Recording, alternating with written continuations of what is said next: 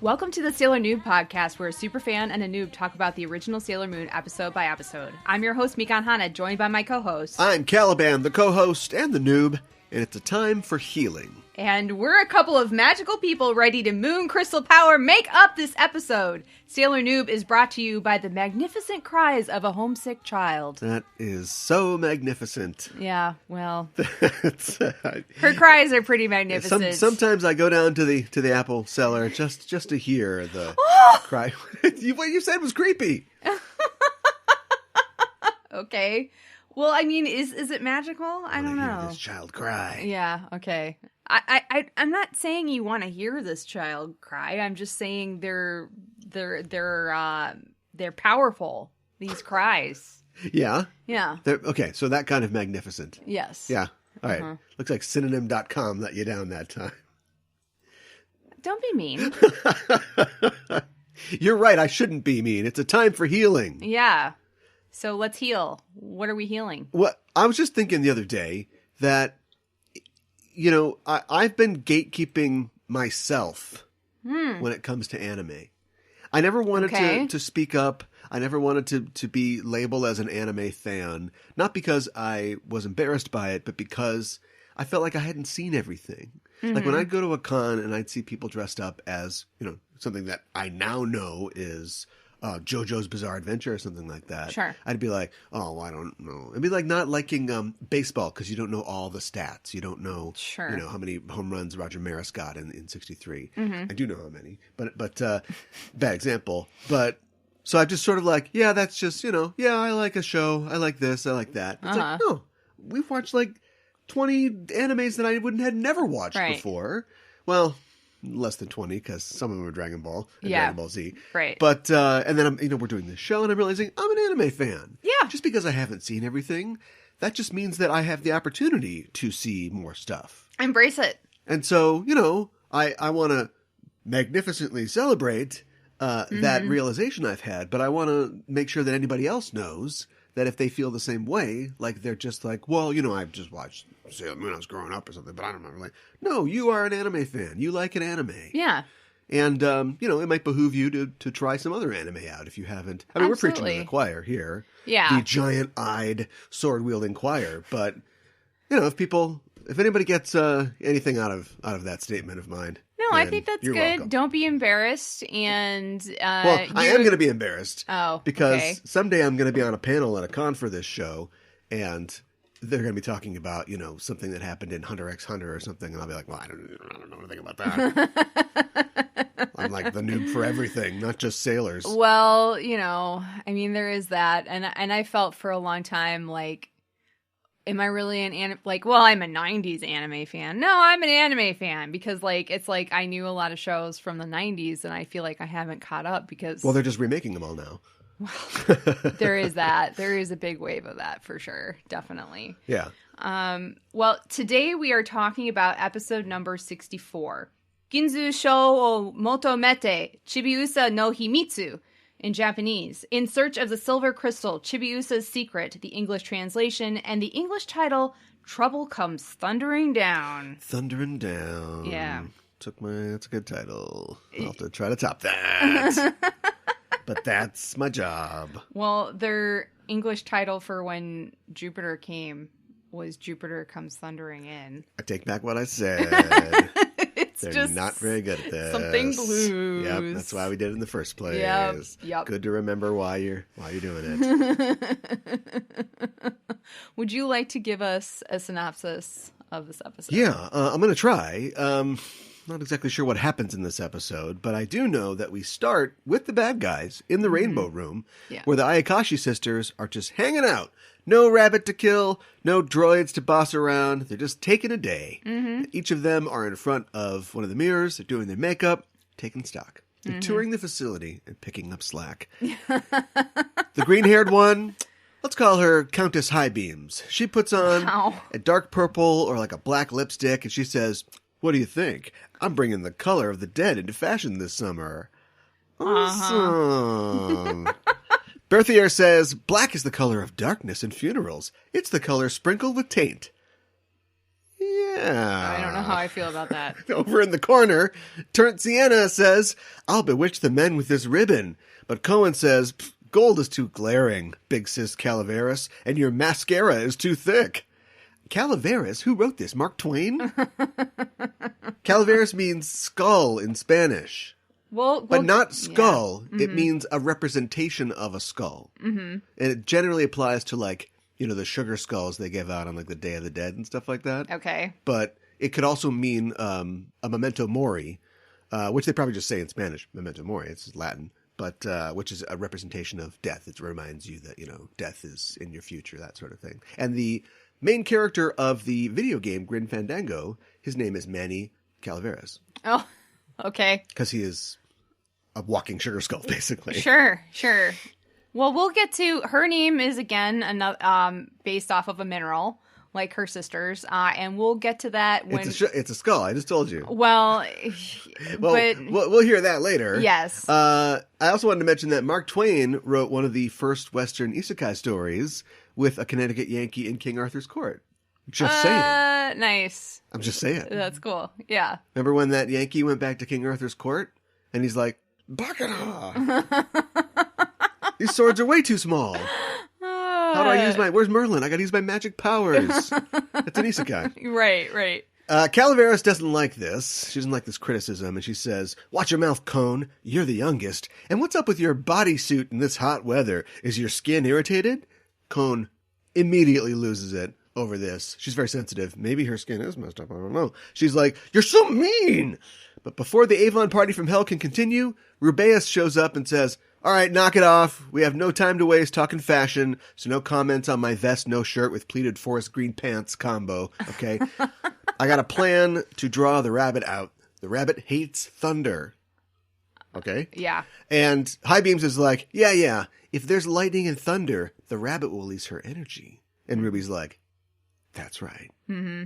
I'm glad they know what's going on. Yeah. She says, "I got just the droid for this. Leave it to pets," and walks out. Yep. Pets. Yep. Pets. Mm-hmm. I want to buy chew toys from her. Pets? Yes. What about Legs Akimbo? What about Fast Fashy?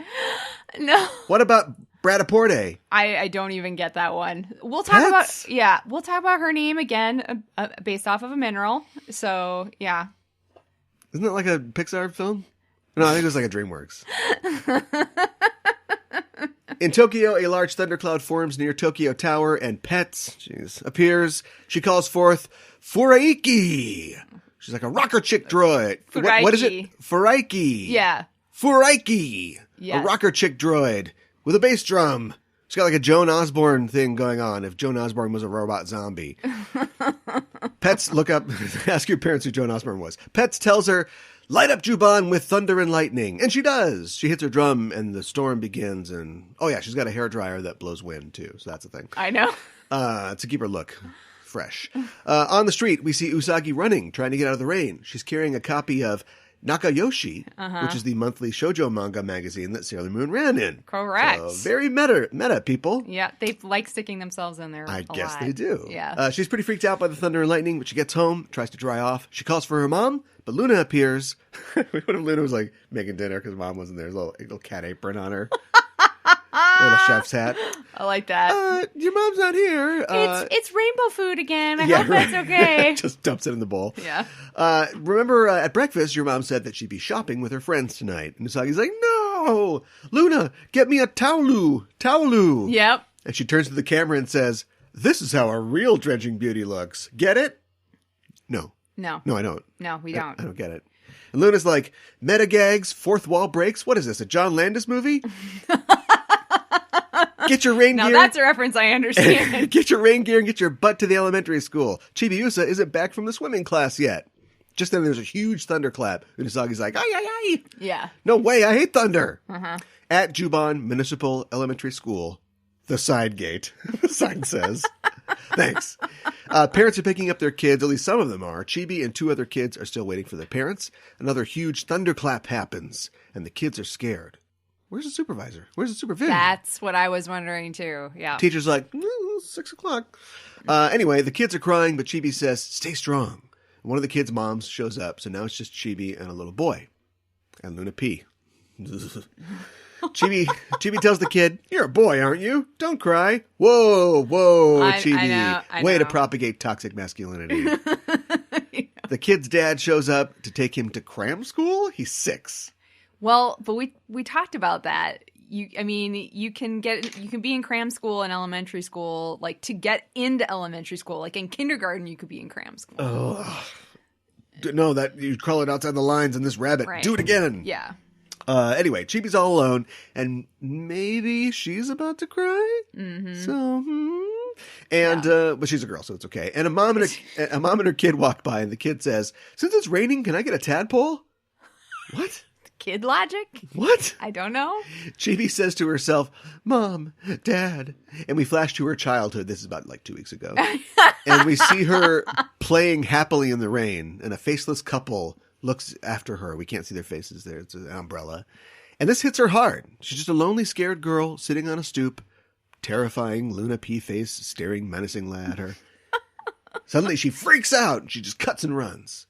Somewhere else on the street, Usagi is in a slicker. She's rushing to the school. She's saying to herself, Mr. Lightning, Mr. Thunder, please don't flash and rumble. And in Japanese, she addresses Kurabawa-chan. Kuwabara is the word for mulberry field.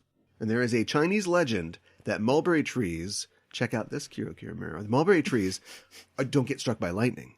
Really? Or it might refer to the legend of a Japanese aristocrat called Sugawara no Michizane from a town called Kurabawa, who could throw lightning, I guess. And so saying Kurabara implied that the ground that you were standing on was part of the town. So he wouldn't no own team kills. Okay. He wouldn't strike you. Nice. So yeah, right, it's like cool. It's like, let's say, knock on wood, Sure. Well, Usagi is not on Kurabawa because there's another huge strike, and she goes tearing off. She gets to the school, but Chibi is not there. Usagi calls home where Shingo is playing a Sailor Moon video game. I know. Where Sailor Moon is fighting the Queen Alien from Aliens. That's what it looks like. At Mount Rushmore? Yeah, I don't know. Shingo says he doesn't know where Chibi is, and he hangs up. Thanks. Mm-hmm. She runs back out into the street and runs into Mamoru, who's just walking around with an umbrella. Yeah. She said maybe he gets these pre-tingle warnings when he's like, should I start a bath? And be like, well, no, I think there's about an hour or two there's going to be trouble. So, he gets the dry cleaning bag and just starts walking around outside. Yeah. She says, we got to find Chibi-Usa. And a huge thunderclap drives her into his arms. We hold on that for a bit. We get a Mamo-chan and an Usako. Mm-hmm. But Mamo pulls away. Yeah. Saying, I already told you, I don't want to go out anymore, but I will help you find Chibi-Usa. Let's go! Mm-hmm. Usagi thinks, Mamo's such a good person. Even if he doesn't like me, I love him. I love him. I know. In a cafe across the street, I guess? There's a weird, there's one street corner, there's one intersection in Tokyo in this episode. In a cafe across the street, we see Makoto and Ami having a snack. And looking at Usagi and Mamoru through the window. Well, Mako's having a snack. Ami's studying. Mm-hmm. And Mako says, I thought they were fighting, but they seem to be getting along well. Mm-hmm. And Ami says, well, she should be studying. This has been going on a lot. They're really harping on her. Yeah. I know she's a big study nerd, but this is an ongoing joke for this season. Yeah, I have an issue. Yeah. In comes Minako and Rei. Mm-hmm. It's the side story cafe. We're not in the main story. Pull up a chair. Yeah. Minako says, wow, coincidences are crazy. I guess we think alike. And Rei says, except for Usagi, she's good for nothing. Right, everybody? Right? Side Story Cafe! On the street, Chibi-Usa is cowering in an alley, and another mom and child walk by, and this time the kid's like, I'm hungry. And the mom's like, oh, I'll make you pancakes. Fine, whatever. What? I know. It's just unaccompanied mothers and sons just walking around the streets. I know. Just to stick it to Chibi-Usa. And she's they pan down from the cafe, and she's underneath the cafe, so she's cowering right underneath. Yes, where the girls are. Yes, that becomes explicit in a little bit. Yeah. Chibi pushes the nose of Luna P and one of its eyes becomes a screen. Mm-hmm. And Chibi says, Pooh, this is a name. P-U-U. Pooh. Yeah. I want to go back where Mom is. What? But Pooh says, Pooh, you have to be strong. Your key is like, strong. She's like talking through a screen. Right. Your key will let you travel through time, but you must use it thoughtfully. And Chibi says, but I want to go home. And Pooh says, I know it's tough, but we need the silver crystal to save your mom. Just hang in there. Okay, bye. Another huge lightning bolt hits, and Chibi freaks out and says, I'm going home. And she grabs the key around her neck, and lines or cracks start showing up everywhere, like in the air, all over. Yeah. Inside Story Cafe, the girls see them, and they're like, what the hell? And everything goes white, and once the light fades, everyone is floating around the cafe like they're weightless. Ami is like, it seems like we've lost the Earth's gravity. So thanks for that. Chibi is floating too, in a supermarket, I guess, because there's like fruit all over the place. Yeah. And she's sad that it didn't work. And again, she cries so hard, a beam of light shoots into the sky. Yes. Pets sees this from across town and thinks, I found her. And she sends Furakiki. And she sends Furaiki after Chibi. Fura flies into the market and starts beating her drum. Yeah. She's shooting lightning at Chibi. Usagi runs into the market and immediately starts floating. So I guess like it's just here. It's not on the street. This building, there's no gravity. Just in this one area, yeah. We cut to the other girls and they're like, Chibi-Usa. So I guess the Side Story Cafe was in the supermarket or on like the second floor of the supermarket? On the second floor. Yeah. Yeah. Yeah. This is an important building for this episode. Anyway, they're all together. The girls see the droid come in, but before they can act, she blows them away with her hairdryer. Usagi, floating as she is, transforms into Sailor Moon, which she's floating anyway in her transformation, so no big deal, I guess. Yeah. And she says, you're responsible for the rain and thunder. Here's what's scary. Earthquakes, thunder, fire, and droids. Those things. Yeah. How dare you terrorize a small town and scare children? In the name of the moon, I'll punish you. When she does this, she's like braced with her legs in the doorway. So she's kind of in a stance. She's sort of like, Yeah. But immediately, Fura blows her back into a wall. And Chibi says, who are you? Am I insane, or has Chibi not actually met Sailor Moon yet? She has not. I guess she hasn't. No. Okay. Well, we're going to fix that this episode. Yeah. Sailor Moon's having some trouble here. Fura totally electrocutes her, and then she starts building up, doing this big charge. She's savoring it. She's ready for the killing blow when a rose flies through her drum, electrocuting her. Yes. She should wear rubber shoes. Tuxedo Mask is also braced in a second-story window.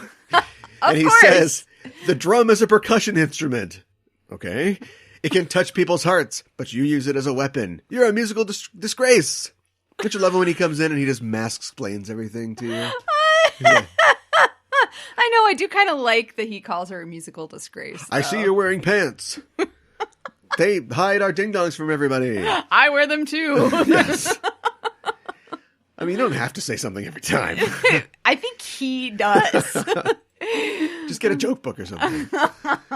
I'm scared of that. Tuxedo Mask throws 4 roses at Fura, pushing her back, and tells Sailor Moon, now! And we get an MPH, and Fura is out of the band. Yes. She actually flies out of the window when she dies, and her gem flies across the street, and it's caught by Pets. I know. Who's standing on the roof of the adjacent building. Mm-hmm. So maybe we'll see Fura again, the reunion tour. Berthier appears and says, aw, it looks like you failed. Now what? And Pet says, well, I'm not going in there to fight. There's no gravity in there. I'm out of here. Yeah. Tuxedo says, great work, Sailor Moon. And as he touches down on the floor, he slips on a Pringles can. So not so cool now, eh, Mamo? I know. Everybody's wondering what's going on. But Chibi says, sorry, that's my bad. And she uses the key to restore gravity with comedic results. Mm-hmm. Chibi says, I just wanted to go home. And Usagi says, if you tell us, we'll help you. And as she's talking, Chibi kind of hears Usagi, but she also hears the voice of Pooh. Yeah, telling her to hang on. Yeah. Hang on in that world. Stay there. It's important. Chibi seems close to saying something, but Tuxedo Mask says, hey, leave her alone. If the kid doesn't want to say, she doesn't want to say. Yeah. And Chibi's like, yeah, thanks, Tuxedo Mask. She runs over and hugs him. And Usagi's like, great. Well, I gotta get the answer to that. I know. On the street, Tuxedo Mask in full uniform and Chibi are walking hand in hand as she sings a song about cool Tuxedo Mask. Uh-huh. And the girls are all there in their street clothes. So that's it. No more of this nonsense about who knows what. Everybody must know everybody else's secret identity by now. I'm saying that, like, the Mamoru tuxedo mask, Luna P, Chibi, everybody, we all know there's none of this stuff where with the Bob Floy episode where she's like, oh, what's going on? Oh, don't worry about it, kid. Like, everybody knows everybody is a superhero now. No. How is that possible still? What did they all just go, hey, thanks, we'll see you around? And like 5 women who are responsible for this child left. Mm-hmm. And then they all came back in their street clothes. And they're like, oh, thank God, you random man in a top hat. You found her. He transformed into Tuxedo Mask before he appeared in the store. So Chibi-Usa did not see him transform. So she does not know that Mamoru is Tuxedo Mask. Okay, fine. But I don't really care. He only shows up in the 3rd act. The Senshi, the 4 Senshi that besides Usagi did not transform in this episode at all. So she's only seen them in their street clothes this episode. The only person who transformed in front of her... But isn't she going to, like, quiz Usagi on why she is a superhero? She doesn't know that Usagi is a superhero. She saw her transform. No, she did not. Well, she was looking the other way? Yeah. She was dumb. Like... That's so dumb. That would not pass that wouldn't pass an Image Comics sniff test. She, like... Because otherwise she would have made a bigger deal about Usagi being Sailor Moon. Well, she was like, who are you? She was like, who is this? Right, but then the person, okay, so then Sailor Moon, a girl that looks exactly like Usagi Tsukino, leaves and comes back in street clothes. And is like, oh, you found her, thanks. Great. You black suited dandy? Yeah. And also, like, sure, okay, so there's 4 civilian girls who are also there as well, who are involved in it and are all talking to Tuxedo Mask and talking to Sailor Moon like they know she is. And then Usagi comes back as herself and is like, hey, these are my 4 friends that you know because you lived with one of them because her mom is an absent mom. And she offered her bedroom to you. Yeah, right. So at this point, I know that she's a child, but questions will be asked, right? I don't know. Right. I don't know how to answer you in a satisfying way. Okay. All right. Okay. I understand your frustration. And all right. I understand your frustration. But yes. It's been a long road. I know. Anyway, Usagi is a little mad that Chibi is hugging Mamoru, but she guesses it's all right. Mm-hmm. Because now Chibi's in love with 2 men. See what I mean? Yeah, I don't know. I don't know. But who Usagi is in love with as well? Right. She's double dogging her. They see a beautiful rainbow, and that's the end. Yeah. Thank God. Yeah. Any other lingering questions about this episode or thoughts? So we've talked about in the past, you've made it clear that children escort themselves places. A lot of times, yeah. And it's one thing when there is such a reliable, efficient transportation system. Sure. And also you probably live, 20 blocks away or something like that. Mm-hmm. A lot of urban living. Mm-hmm. But when I think about how much my parents had to ferry me around everywhere to do stuff. Yeah. Just like it's very alien to me. Sure. Yeah. Just thinking about the fact that like, oh, that child was supposed to walk home from her swimming lessons like on her own, and now she's not here. Well, and how immediately like you would call the cops in America, and this is more just, well, I guess we gotta go over there. Yeah, no, I see what you're saying, and it's I don't know. Maybe you tell me what you think. Was Chibi-Usa supposed to walk home from swimming on her own and then didn't because there was a thunderstorm, or was Usagi, because her mom told her she was going to be out, supposed to pick her up? Could be either. It's just not very clear. It's still minors escorting minors. Yeah, that's true. I mean, Usagi's like 14, but yeah. Yeah, she's a real responsible 14. Yeah, no, I don't know. It's just it's a cultural thing, but it just made me think of all the band practices and all the everythings that my poor mom had to come get me from. Speaking of kids, this is even worse than what I was complaining about before with you've got the entire world will be destroyed if Beryl gets her hands on the silver crystal. So you, 14-year-old girl, get out there kill people. Do it. Mm-hmm. Now we've got like a 6-year-old. All right, 6-year-old, we're all counting on you. I know. Don't send a kid to do an adult's job. Well, so this is like one of the weird things for me. If you will give me this for just, I will say one little thing. In the manga, it was Chibi-Usa's idea to come to where the silver crystal is. I wanted to jump off the roof because I thought I could fly when I was 6. Yeah, that was my idea. And she didn't. But people said, "No, don't do that." I know, but she didn't tell anybody and did it completely on her own. This is not the case in the anime. Yeah, and who's this Pooh? Yeah, I know. Who do you think Pooh is? Pooh stinks. Okay, I walked right into that one.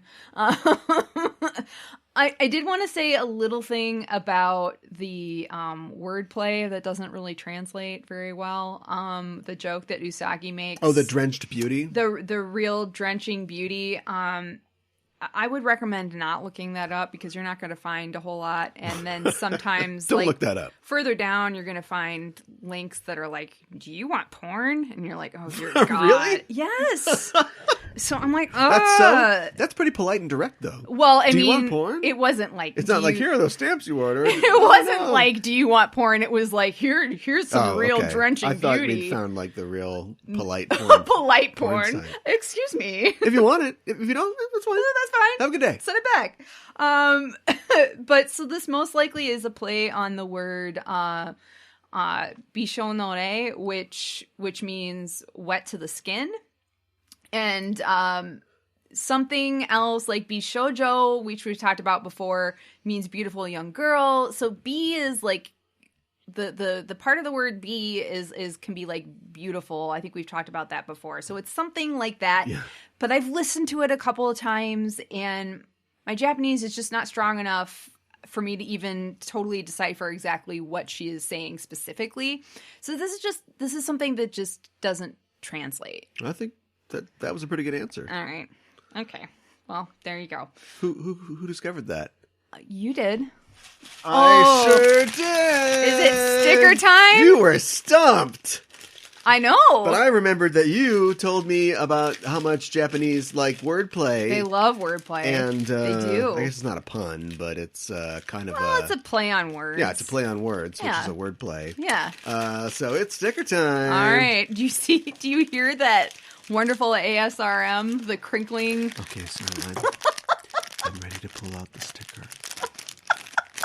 I've got it. Oh my God, what'd you get? It's an Usagi Tsukino. Okay. It is Usagi Tsukino doing the Oshiokyo pose, and it's Sailor Moon Crystal, I believe. Yes, very nice. It's round. Yes. And there are roses around the edges. Beautiful roses. And I think it says, I can't read it with my glasses.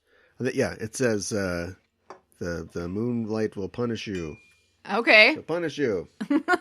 For love and justice. The pretty sailor soldier. Yes.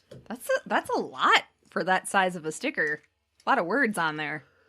My compliments to the printer.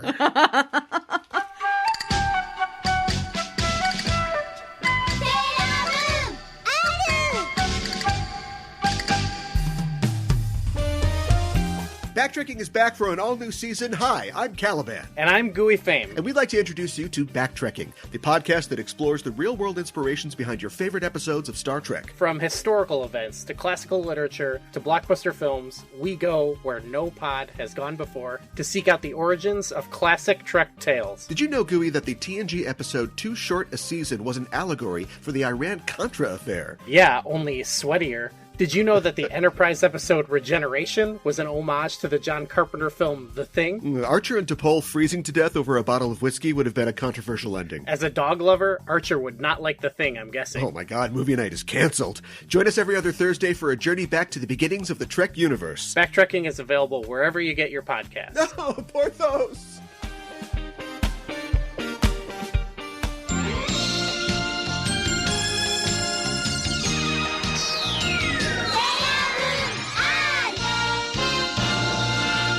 For Kyoro Miro, we're curiously looking around where we talk about elements of Japanese culture within the episode. Today, we are going to talk about weather in Japan.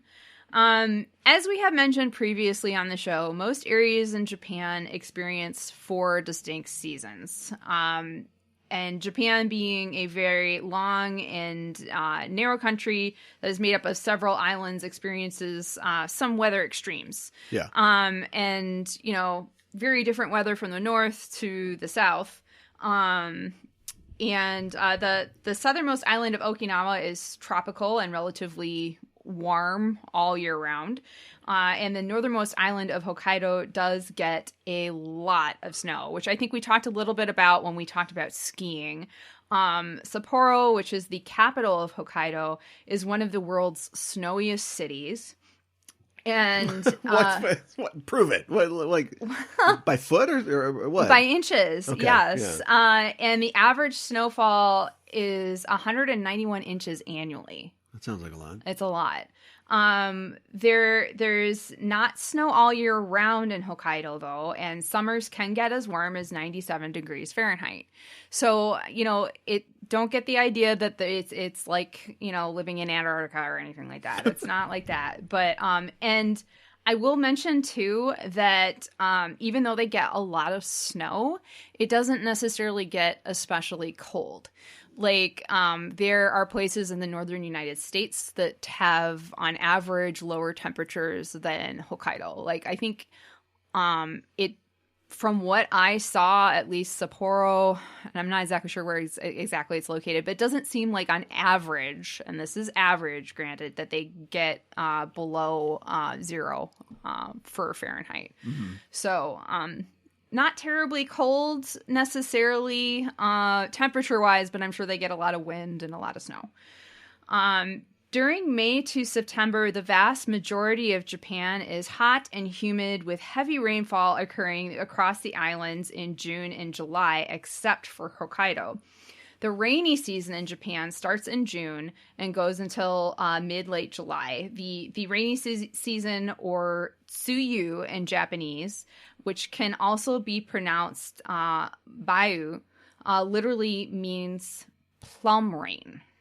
Huh. The term plum rain was a Chinese term for the rain in the 4th and 5th lunar month, and that's going off of the Chinese lunar calendar, which typically starts sometime in February. So the 4th and 5th month of that calendar would be May or June. Okay. Yeah. It especially refers to the historical belief that when the plums turn yellow and fall at the south of the Yangtze River in the 4th and 5th months, the moisture that evaporates from the plant turns into rain. Okay. So, I mean, that's in a way.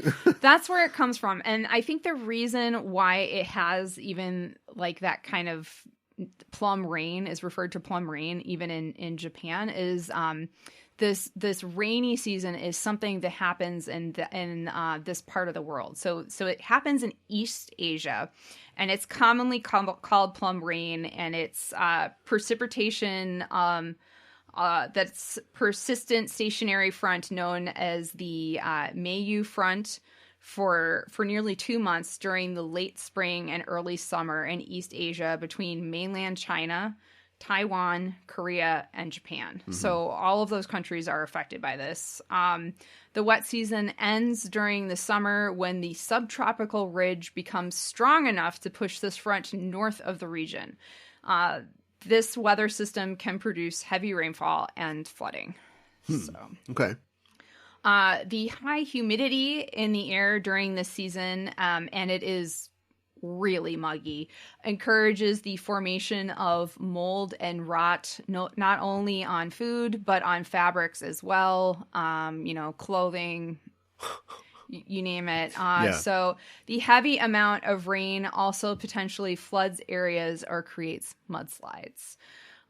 The average humidity in Tokyo in June, and keep in mind Tokyo is it's like almost the midway point. It's kind of like a little bit higher than the midway point of Honshu. Yeah.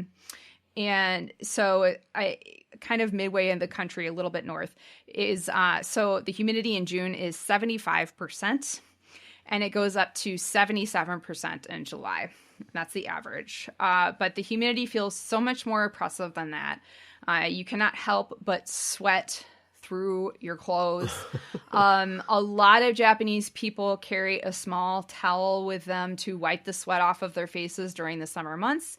This is something that I quickly adopted when I was there, and it can help make the heat more bearable. This is really embarrassing, but I unfortunately do not know what these small towels are called. And I have tried to look the name up multiple times, and my sister and I just call them sweat rags, but that is purely as like an inside joke type thing. I wouldn't call them that. But they are so handy, and they're made out of terry cloth and are about the size of a washcloth. They come in many different colors, patterns, and designs, and are readily available at Depato or Japanese department stores in the summer months. And they work so well that I actually still use them during the summer. So big thumbs up for me. The most rain in a 1 hour period as recorded in Japan was in Nagasaki in 1982, and it was 153 millimeters, which is about 6 inches. And that's in 1 hour. The highest overall recorded rainfall during rainy season in Japan was in 2003, when Miyazaki Prefecture recorded rains of 8,670 millimeters, or around 341 inches. Okay. Yeah. Wow. It's a lot. Yeah. The average annual rainfall in Japan ranges from 1,016 millimeters, which is 40 inches, to 2,540 millimeters, which is 100 inches. Okay. Jeez, 100 inches. By comparison, I mean, that's annually, but still an average. But by comparison, the average annual rainfall in the U.S., not including Alaska or Hawaii, is 767 millimeters, or 30.21 inches. So significantly lower. In Okinawa, the tsuyu season begins in early May and goes through mid-June. In Hokkaido, there is no pronounced tsuyu season because the tsuyu front usually diminishes before it reaches the region, so that it cannot create a large amount of rainfall. So Hokkaido does not typically experience a rainy season at all. Huh. This period is generally avoided for tourism. It is typically recommended to not plan your trip to Japan during this time. But, you know, because, like, if it's going to rain a lot, it's not necessarily great. But some sites are considered particularly atmospheric in the rain and fog, particularly mountain areas where there's forests, notably sacred sites and pilgrimage routes in the Kii mountain range, including Mount Koya, which is located in the Kii Peninsula on the main island of Honshu. We got to go during Instagram filter season. Yeah, right. Well, that's kind of it, right? And it's Eastern Coast. And yeah, some people just feel like, oh, the colors are more brilliant, or, you know, that sort of thing. So it's like a good time to go out in nature. Another thing is, because there tend to be less tourists during this time, tourist areas tend to be less crowded. And also, if it's raining, sometimes it's a good time to go to a typically popular tourist area, because there aren't as many people there. It is important to mention that during Tsuyu, it does not rain daily. In Tokyo, the probability of rain is 45% during the peak of rainy season, while the probability of sunny weather is 27%. For the rainy days, about half see only light rain. So not like torrential downpour the entire time. A benefit of Tsuyu is that the heavy rains encourage the blooming of a lot of flowers. Ajisai, or hydrangea, which is considered a symbol of Japan's rainy tsuyu, as this is when they bloom and they need a lot of rainfall to do so. And supposedly they look especially gorgeous in the rain with water droplets on them, and it just brings out their colors. That's what I've been told. So also there's a particular kind of iris known as Hana Shobu, which is a Japanese water iris that that blooms during tsuyu. And you will find in a lot of gardens and featured throughout Japan. There are several parks and temples that are especially known for being great spots to admire hydrangea. There are even hydrangea festivals in June in Japan, the most popular of which in Tokyo is Bunkyo Ajisai Matsuri, that features around 20 different varieties of 3,000 ajisai in Hakusan Shrine and Hakusan Park in Bunkyo Ward, Tokyo. The Matsuri also has special events as well as vendors selling food and local wares. Japan because of course, has a lot of products that you can purchase to help you get through the muggy summer months. There are cooling wipes that also wipe away sweat. You can typically find them with either the face or body variety, the latter of which typically contain more menthol and supposedly cool you down even more. Hold on a minute. Yeah. What? Yeah. What do you want? Regular wipes or menthol wipes? Well, like face wipes, which don't have as much menthol because maybe you don't want that. Everybody smells like somebody's grandma? Yeah, I don't know. Chain-smoking grandma? Well, if you don't want to smell like a chain-smoking grandma, another option to help you beat the humidity is a cooling spray. These sprays are available in small portable cans and are applied over your clothing. They cool you immediately and come in refreshing scents to cover up any offensive odors. Wait, what? Yes. Oh, man. I don't want to sweat through this. I know. I'll just make it all wet. It's like if you pee your pants and then you jump in the pool. Yeah. Oh, boy. I want to smell like lemons. Get this all over me. And it's all natural, I'm sure. I'm sure it is. No. Shakes head in podcasts. Yeah. No. Yeah. Chemicals. Yes. Another thing to note is typically Japanese air conditioner units for homes, besides providing air conditioning, have a dehumidifier function. This is typically labeled on the remote as, quote, dry mode. Okay. Just like a conventional dehumidifier, this dry mode will rapidly draw humidity out of the air and have a great cooling effect on the room. So, and you know, there's a lot of attention paid to trying to prevent mold and mildew in homes throughout Japan as well. Plus, I mean, they have, ranch houses like anybody else, I guess. Yeah. But it's a lot of natural materials and stuff. A lot of wood. And so, if you live in the South in America, you just have cedar siding and you can just wash your house. But yeah, if you've got like a lot of straw things around or the wood outside of the house, at some point, we talked about the planned obsolescence of houses. Maybe that factors in where it's like, well, this house has had a good run, but it's time for a new house. I read something somewhere. This was a while ago when doing research on something. I'm not sure what, but women used to do their hairstyles like back in Edo period or maybe even before, like, and they would keep those same like style for like weeks or days or what have you, and they had like these little pillows that were they're wood and you rest your neck on so you don't mess up your hair. I know geisha especially did this, but I think regular women did this as well. But I read somewhere that it used to be a really big problem that people were concerned about because of the humidity. It was still around, back then. They would get mold in their hair. Oh, man. I thought that's where you were going. Yeah. Oh. Isn't that disgusting? I can't even imagine. What do you do? I don't know. See, like I read this a long time ago, so I don't know what you do. You just mix some you gotta Clorox into your bear grease or whatever and right. Hope for the best. Wow. Yeah. So you just gotta be careful. May through October is typhoon season in Japan. Good. Yeah. With the peak being August through October. The term typhoon is the regional name in the Northwest Pacific for a severe or mature tropical cyclone, whereas hurricane is the regional term in the Northeast Pacific and Northern Atlantic. Elsewhere, this is called a tropical cyclone, severe tropical cyclone, or severe cyclonic storm. Wow. Yeah. Okay.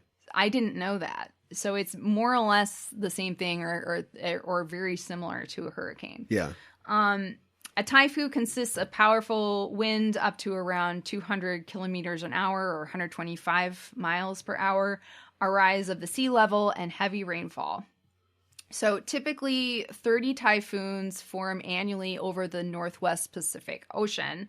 An average of about 7 or 8 move over Okinawa Prefecture specifically, and about 3 hit the Japanese main islands, specifically Kyushu and Shikoku, which are the southern 2 most main islands. But any region of Japan can be affected by typhoons or typhoon weather. Typhoon later in the season are typically stronger storms. In Japan, typhoon are numbered instead of being given a name like the West does for hurricanes. Yeah. As an example, the 7th typhoon of the year would be known as typhoon number 7. Do they skip 4? Well, that's a good question. I don't know the answer to that. Yeah. Because 4 is associated with death. Yeah. Because the 7th one might be the 8th one. Yeah, you really don't want your that's a good point. Gigantic property damage and loss of life storm to be called death. So, okay, maybe our audience doesn't know this. So there's the superstitious numbers in Japan are 4 and 7 because their names sound similar to death, and at some point over the years, they were given other names, but there is still like a superstition associated with the numbers 4 and the number 7. So I dated a girl named Beth. I understand. Something to keep in mind is that if a typhoon does hit Japan, or the weather service is predicting that it will, It is likely that public transportation will stop running or run less frequently in those areas that are affected by the storm. So you may get stranded if you try taking public transportation during a typhoon. So maybe Chibi couldn't have got back. Don't do that. Well, you just got a kurabawa all the way home. Yeah, I guess. I don't know. I mean, hopefully it wasn't that bad, but you do see a lot of broken umbrellas in Japan. There's a lot of like strong wind and it like breaks it. I mean, one thing to keep in mind too is like umbrellas are like ubiquitous and like you can find them everywhere. You can get them at a 7-Eleven. Any konbini has them and they're usually around 500 yen. So like $5. Yeah. So if you are out without an umbrella, you can usually buy one really easily. When I went to Japan in college, besides bringing an umbrella, it was also recommended that I bring a rain jacket and rain pants. Rain pants? Yes. Wow. And I do not know what I would have done without them. So once a week on Tuesdays, we had a 4-hour course at another university in town that was about a 20-minute bike ride away.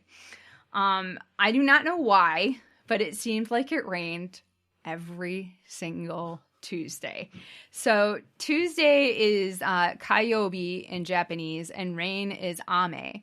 I started calling Tuesdays ame-yobi because it literally was like rain day.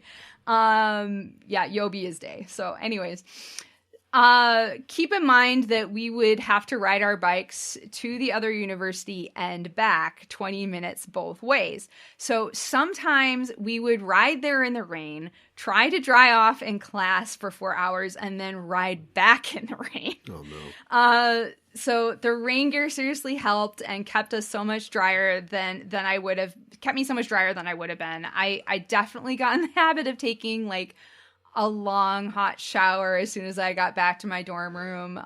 But I do remember it raining a lot on the weekends when we went out to do like sightseeing and that sort of thing. So it is something that happens quite a bit. What you need is a hairdryer. Yeah, right. Just pull that out. And just create blow wind. Right, just dry exactly. off. Yeah, needed to have that with me in my bag. Itadakimasu with Usagi. What did Usagi eat in this episode? So Ami and Mako both had a drink at the cafe when Rei and Minako come to join them. Though it looks like they are all gone, It is possible that Mako had a parfait, as it is the same shaped glass or that parfaits usually are served in, or she might have had some kind of like fancy soda drink, like a melon soda or something like that. Right. Judging from Ami's glass, I think she either had tea or coffee. Later, a little kid and their mom pass by Chibi-Usa, and the kid remarks that they are hungry, and their mom asks if they want her to make them some pancakes then, and then the kid says, "How about pudding?" So I want to talk about that for a minute. Actually, it is. So the kid said pudding, which does translate as pudding. However, puddingu is what we in the U.S. think of as pudding. Pudding is a different Japanese dessert, which is a custard dessert with a soft caramel on the top. Other names for this dessert include custard pudding, caramel custard, creme caramel, or flan. Really? Yes. Huh. And this is very popular in Japan. You will see it a lot of different places. There is a kind of... there are several different kinds of pudding. Mushi pudding, which is a custard cooked on a stovetop in a bain-marie or hot water bath, in a skillet or a steamer. Yaki pudding, which is a custard that is cooked in the oven, and pudding, which is custard that is made from using gelatin. Okay. So the different kinds it's like how it's made that makes them different. And they taste a little bit different texture, too. Well, she must love this kid, because, like, pancakes is like, pour it out, fry it, done. But I know. the pudding seems like, okay, it's well, in 4 hours involved. you can have your pudding. Yeah. Villain gauge, we rate a baddie 1 to 5 dark stars, 5 being the most wicked. The droid in this episode is Furaiki. Furaiki's name combines some of the elements that she fights with. The first kanji of her name, Fu, F-U-U, means wind. And the second kanji of her name, Rai, R-A-I, means lightning. The last part of her name, Ki, the kanji that is used is the kanji for demon, spirit, monster, or oni. So her name could be translated as wind and lightning demon. Okay. Yeah. That makes sense. Yeah. Rai, like Raiden from Mortal Kombat? Probably. R-A-I. That's all I got. Yeah, sure. That's what I got. I mean, I think that, Mortal Kombat is weird because there's just people from everywhere in Mortal Kombat, but I would think of it as a Chinese thing, right? Like you've got Liu Kang and Kung Lao and stuff like that, but then Raiden is a Japanese thunder god that's actually a Japanese lightning spirit or something in mythology, so... Yeah. So what's he doing here? Yeah. Well, there you go. Get out of here, right? It's a mixture, right? You go to the Japanese Mortal Kombat. Yeah, I guess it's a mixture. I mean, there's like a white guy, a movie star that punches people's heads off. So. Yes, exactly. All right. Yeah. So we got a diverse team of people kicking your butt. So yeah, exactly. For Furaiki's character design, she has bluish gray skin, long wavy light blue hair, and a gold unicorn horn coming out of the top of her head. Although, because she is a thunderstorm monster, it is probably supposed to be a lightning rod. Yeah. Is what I'm thinking. Yeah.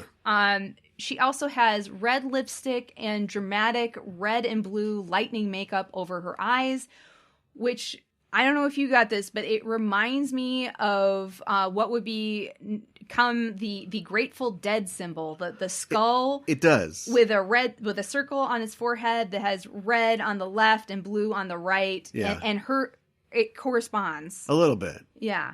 Yeah. Yeah. She's got the right sides. She's got red on the left and blue on the right. So that matches. Anyways. But that's also the positive and the negative. Yeah, which is probably more what it is. Red is positive. And blue is negative.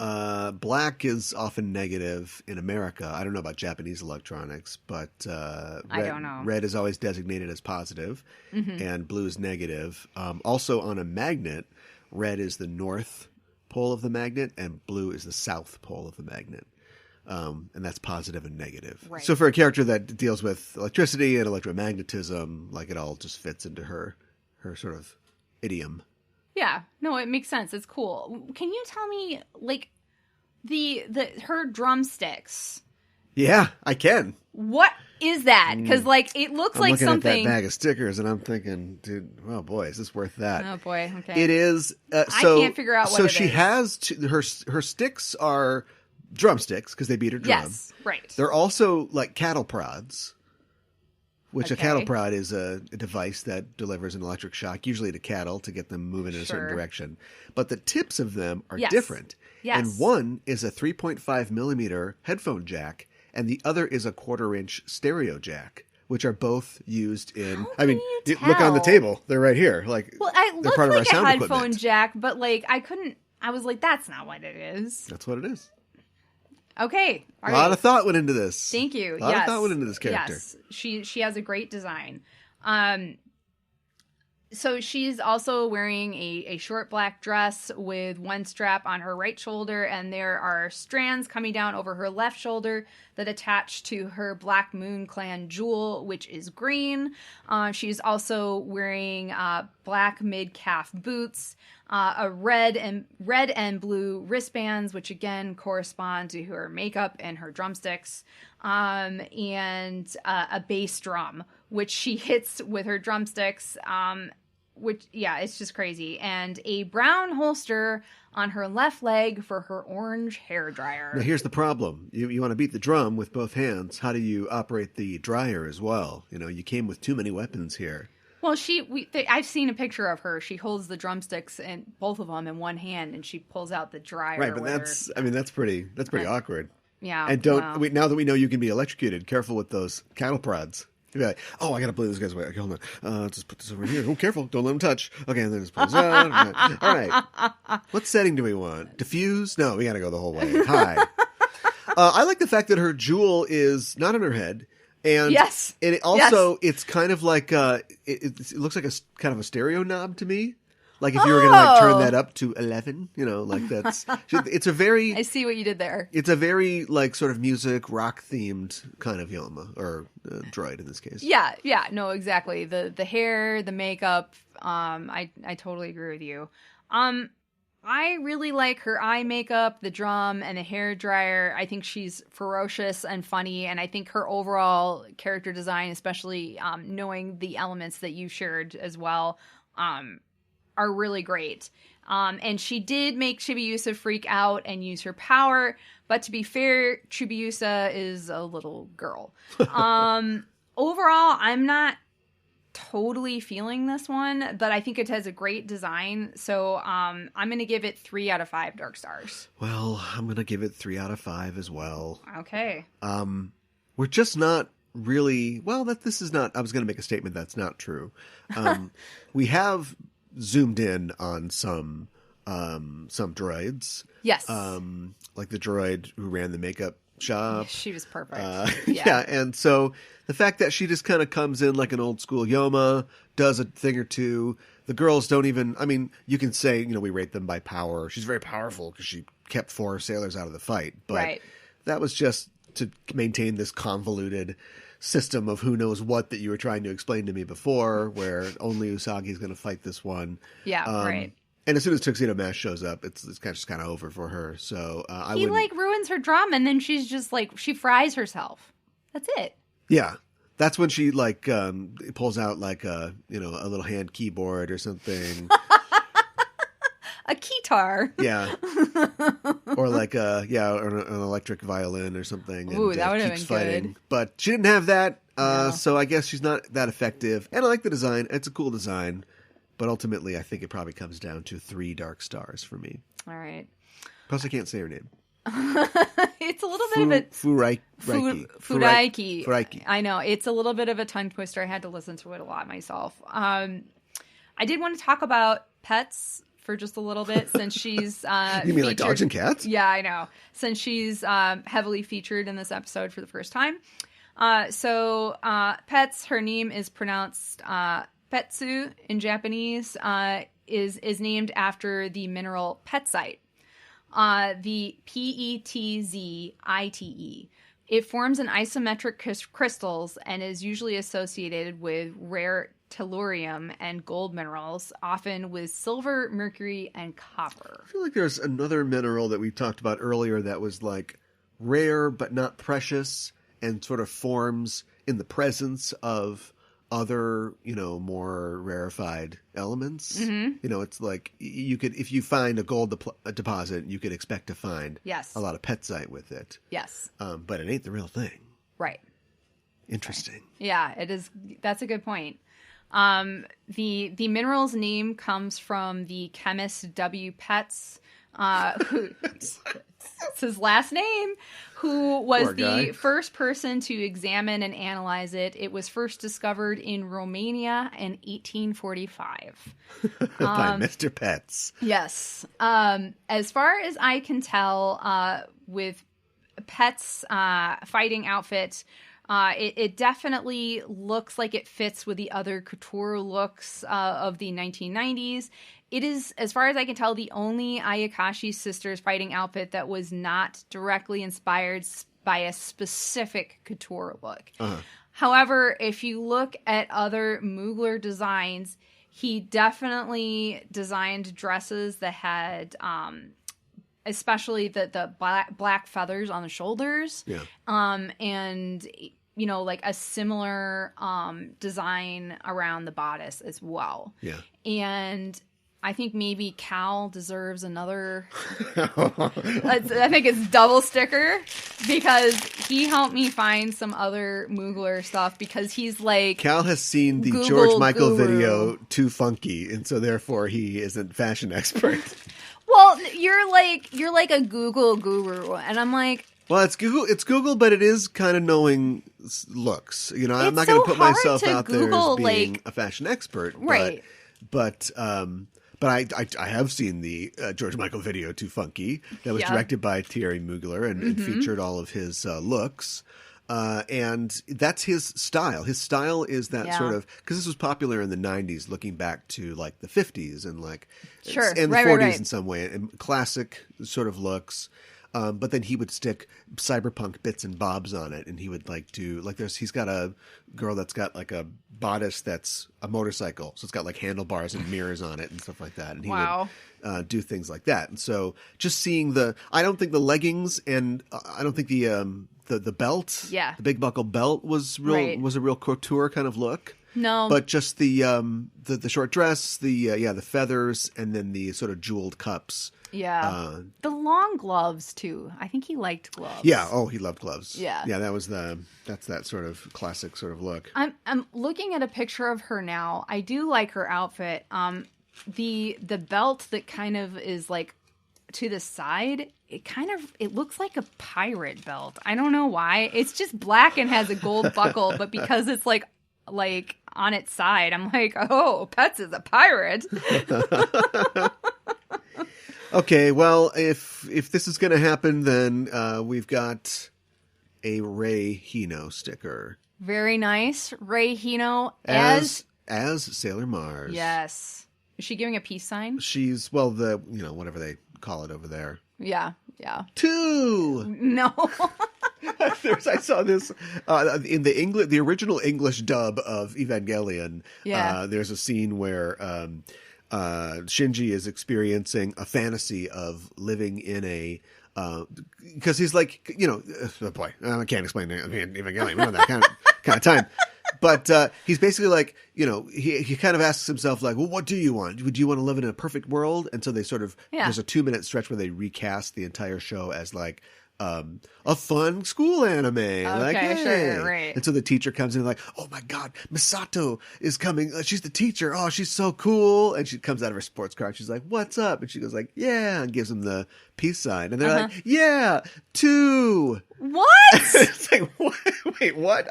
Why think in the it's dub? 2. That's so weird. Yeah. That's weird. I did want to mention, Fudaiki is the first Black Moon Clan droid who was not deployed to help take over a crystal point. Yeah. So, this is the take a break, kill the rabbit. Yeah, exactly. So now we are up to where we rate the episode. I like that we learn a little bit more of Chibi-Usa's story, but I feel like we were teased with learning even more from like the title and everything. So I'm a little let down by that. I don't really like that Mako seems kind of pushy with Chibi-Usa, but I like that Tuxedo Mask is she's like holding onto her arm. Yeah, grabs her by the fuku lapels. This is a little child. Pushes her up against the wall. Yeah, what the heck? But I like that Tuxedo Mask is really on her side and ready to support her. It just kind of sucks that like I want them all to be on like the same page, and they're clearly not. Yeah. And so I don't like that. So I feel like this episode was kind of a tease and didn't really move the story forward as much as I would like. And I don't feel like a whole lot really happened. So I'm going to give it 2 out of 5 roses. 2 out of 5. Mm-hmm. I struggled with this because this is, I think, I don't want to say padding episode, but it is a marking time episode in a lot of ways. Mm-hmm. And the fact that, sure, you wrote yourself into a corner because there's only 5 points on a star, so we can't just blow through that. And so we're going to have to kill time other ways. And, you know, it makes sense that they would try to go after Chibi-Usa to get the crystal or get her or whatever. Right.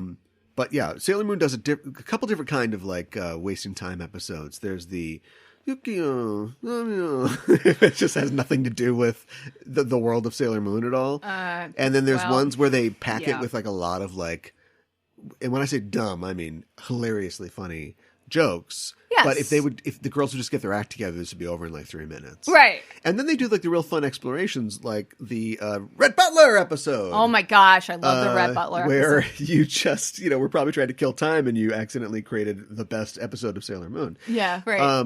And this is kind of half the good parts of that and half the bad parts of that. Yeah. Because it was an interesting Yoma.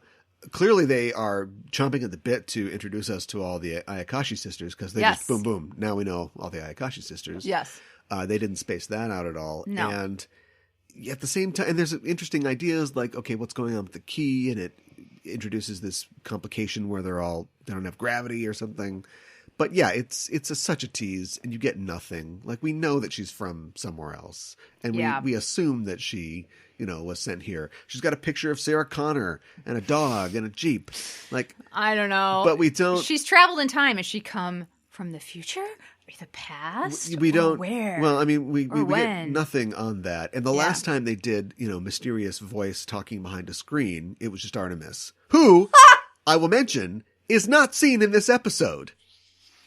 You're right. So Where the is next time he? she hits Luna P's little nose, and the screen comes on, and Artemis is reading a paper on the litter box, and he's like, "Oh my goodness, no! Chibi, you must find the crystal." I look like a pixelated person now somehow. That cat taking a dump.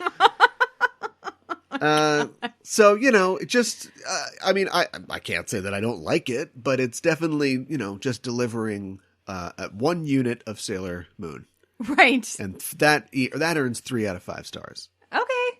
All right, you're more generous with it than I was, so that's something.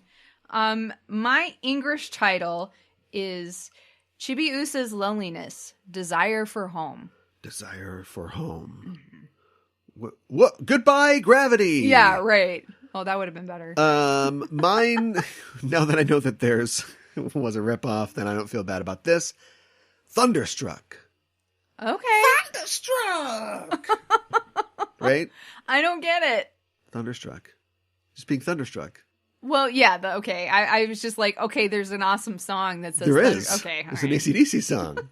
And it's got a big bass drum in it. Boom, boom, boom. That's definitely what they're referencing. Okay. All right. That's I'll play it right here.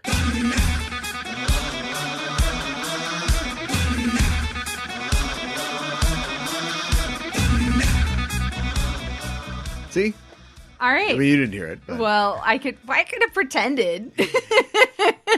Yes. And I mean, it sounds amazing. If we, this is a weird world that we live in. And then if the standards and practices people take an early lunch, Storm's a pooin'. Oh, gross. Artemis is a pooin'. No, too much poo. Next episode, we are talking about episode number 65. Koi no ronso, Minako to Makoto ga tairitsu in Japanese. Dispute over love, Minako and Makoto's conflict. The English translation, and the English title, A Charmed Life. Wow, that's hard to draw any conclusions from. Unless Minako and Makoto will be involved somehow. Alan takes a trip to Tokyo, and then Makoto's like, he reminds me, and Minako's like, don't. Oh my gosh, that would be so good. I totally watch that. I'd like to see people sign up for our Patreon. That would be awesome. If they want to. Yes. At patreon.com/Sailor Noob. Please do. Where you can get access to our other podcast, yes. Animedification. No! Animedification! Yeah, that's it. Take a sticker back. Where we talk about the first episodes of a random amount of animes. So many animes, a huge list of animes that we're just plowing our way through. Yes. And learning, laughing and learning.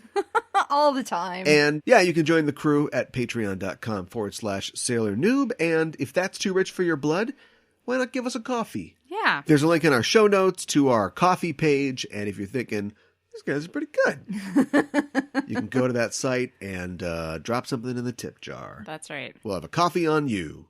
Yes. Not on you. No. Spill the coffee on you. Not like that.